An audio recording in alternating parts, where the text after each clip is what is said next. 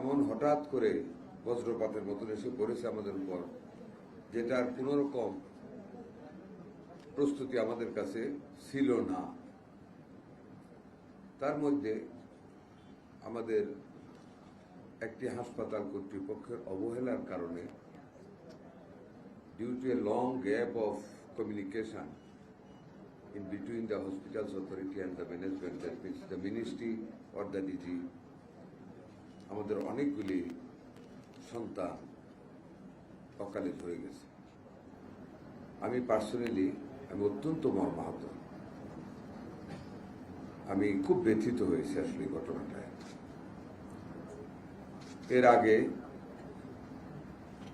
একটা ঘটনায় একটা মাত্র ক্যাজুয়ালিটি হয়েছিল সংক্রামক ব্যাধি হাসপাতাল মহাখালীতে। রাতে আমরা রাত 1টায় ওখানে আমি গেছি, আমার নতুন সচিব সেই দিনে জয়েন করেছিল, ওনাকে ডেকেছি, প্রবাদ গেছিল, আমরা সবাই ওখানে গিয়ে আমরা এটাকে সমাধান করতে পেরেছি। এবং যে কাজটা আমরা খুব তড়িৎ গতিতে করেছিলাম সেটা হলো ওইখানে ওয়ার্ল্ড হেলথ অর্গানাইজেশনের যে আইসিইউটা ছিল, which had been closed due to the closure of the project, আমরা ওইটাকে 18 ঘন্টার ভিতরে একটা সংযুক্তির মাধ্যমে ডাক্তার নার্স দিয়ে সবকিছু ঠিকঠাক করে আমরা ওই আইসিইউটা চালু করে ফেলেছিলাম। যে কারণে আলহামদুলিল্লাহ ওইখানে আমাদের এরপরে আর কোনো ক্যাজুয়ালিটিস হয়নি। দেখেন, আল্লাহ বিপদ দেয়, আল্লাহ কিন্তু হেল্পও করেন। আল্লাহর হাত এমনভাবে প্রসারিত, আমাদের শুধু টানতে হয়, ডাকতে হয়, তাহলে আমাদের সমাধান হয়ে যায়। আপনাদের যে পেশাটা, এটাতে যদি অবহেলা থাকে, it will be against the medical ethics.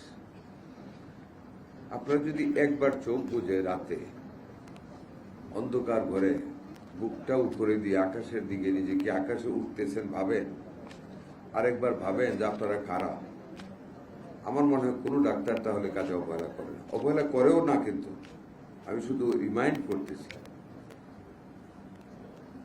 After god, আল্লাহর পরে একটা মানুষ, সে যেই দরবেরই হোক, ফুললি নিজেকে সারেন্ডার করে দেয় ডাক্তারের কাছে।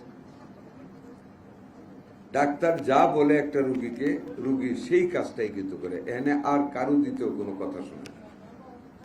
আপনাদের ডেস্কটা এতই ইম্পর্টেন্ট, মানে এতই মানবিক, যে এই পৃথিবীটাতে আল্লাহর পরে মানুষকে টিকে রাখার জন্য, সুস্থ রাখার জন্য, হ্যাপি রাখার জন্য একমাত্র ডাক্তারই কিন্তু ব্রেকেটেড অ্যাজ দ্য হেল্পার। আর কেউ কিন্তু পৃথিবীতে সাহায্য করতে পারে না ওই মুহূর্তগুলিতে যখন একটা মানুষ অসুস্থ হয়।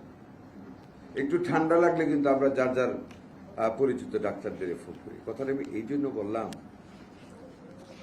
ভেন্টিলেটারের অভাবে আমার 33টা বেবি মারা গেছে রাজশাহীতে। হয় আজ আমরা জানার পরে 24 ঘন্টার ভিতরে কিন্তু আমরা ভেন্টিলেটারের ব্যবস্থা করে ফেলেছি। আমরা 24টা ভেন্টিলেটার কমিটমেন্ট পেয়েছি, এখন এটার সংখ্যা আরো বেড়েছে। আজকে আপনাদেরকে আমরা 2টা দিয়ে যাচ্ছি, আমার কাছে এখন আরো 3টা স্টক আছে। আমরা প্রাইভেটলি কালেক্ট করছি। আলহামদুলিল্লাহ, মানুষের কথা বলে এই দেশে তো মানুষ আছে সহযোগিতা করে। ডিজি এবং আমাদের সচিব নিজে গিয়েছে রাজশাহীতে, ওইখানে গিয়ে ভেন্টিলেটার হস্তান্তর করে এসেছে।